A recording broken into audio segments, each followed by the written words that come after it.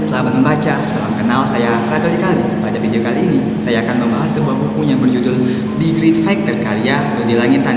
Buku ini merupakan karya lanjutan dari buku sebelumnya yang bernama Second Mile, yang ditulis oleh orang yang sama dan pertama kali diterbitkan pada tahun 2012. Dengan kata awalannya yang berbunyi, jalan manapun yang kita putuskan, pasti akan ada seseorang yang menilai kalau kita itu salah. Buku ini berhasil menarik perhatian orang-orang hebat seperti Haryanto Kandani, David Setiawan, dan masih banyak lagi. Kalau kalian lihat dari ulasan-ulasan dari buku ini, banyak yang bilang kalau buku ini mengajarkan kita bagaimana sebagai manusia memulai dan menyelesaikan hidup dengan hebat. Wow, baiklah, ini dia 3 poin penting yang menurut saya menarik dari buku ini. Baiklah, yang pertama, membiasakan kebiasaan yang baik. Dalam buku ini terdapat cerita antara seorang kakek dan seorang cucu. Sang kakek bercerita tentang adanya sebuah perperangan dalam diri kita antara serigala baik dan serigala jahat. Sontak sang cucu pun bingung siapa yang akan menang, dan secara spontan kakeknya menjawab, yang akan menang adalah serigala yang kau beri makan. Dari cerita tadi dapat disimpulkan bahwa kebiasaan dapat kita raih oleh perilaku yang kita lakukan selama berulang-ulang atau terus-menerus. Memupuk kebiasaan negatif akan menyebabkan karakter orang tersebut menjadi negatif pula. Sebaliknya, jika memupuk kebiasaan positif, hal itu akan membuat pribadi orang tersebut menjadi lebih baik. Jadi, jati diri seseorang tergantung oleh apa yang dilakukannya secara berulang-ulang. Di bab ini juga tertulis kalau kebiasaan terbentuk oleh perilaku secara berulang-ulang yang dilakukan dalam kurun waktu 21-40 hari. Untuk mengembangkan kebiasaan positif, hal yang wajib kita lakukan adalah memiliki mimpi. Karena dengan mimpi, kita akan melakukan segala cara untuk menggapai mimpi tersebut, seperti bekerja keras, rajin beribadah, dan segala cara positif lainnya. Awalnya sih memang sulit, tetapi pelan dan pasti rasa sakit akan menghilang dan akan menimbulkan kebiasaan. Yang kedua, inisiatif dan tindakan. Banyak sekali orang di luar sana yang menunggu, tetapi orang sukses tidak akan menunggu, melainkan mereka menciptakan kesuksesan tersebut.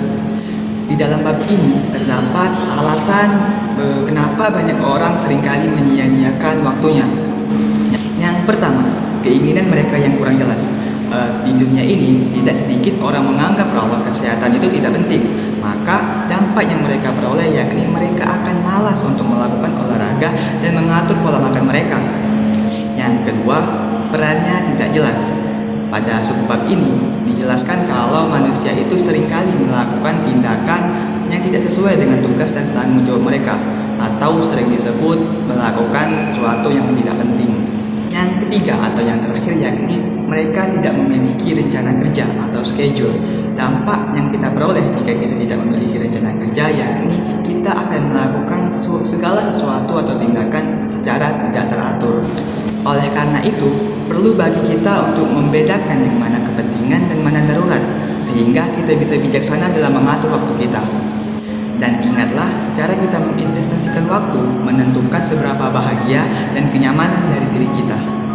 Poin yang ketiga atau terakhir yakni memiliki sikap tetap lapar.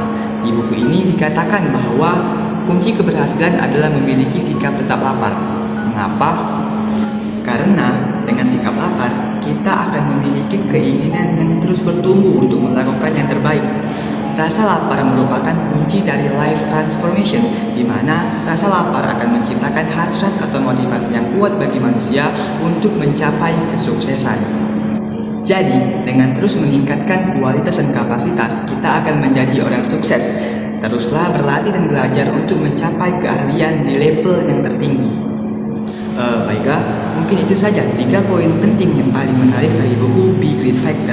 Saya sangat merekomendasikan buku ini bagi kalian yang ingin meningkatkan kualitas diri kalian, karena buku ini membantu kita untuk memiliki pola pikir yang lebih fleksibel, kebiasaan positif, dan memotivasi kita untuk melakukan sesuatu yang positif secara berkelanjutan.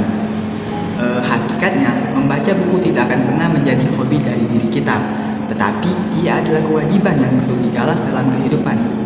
Saya Radoli Kaldi, cukup sekian, terima kasih, salam membaca.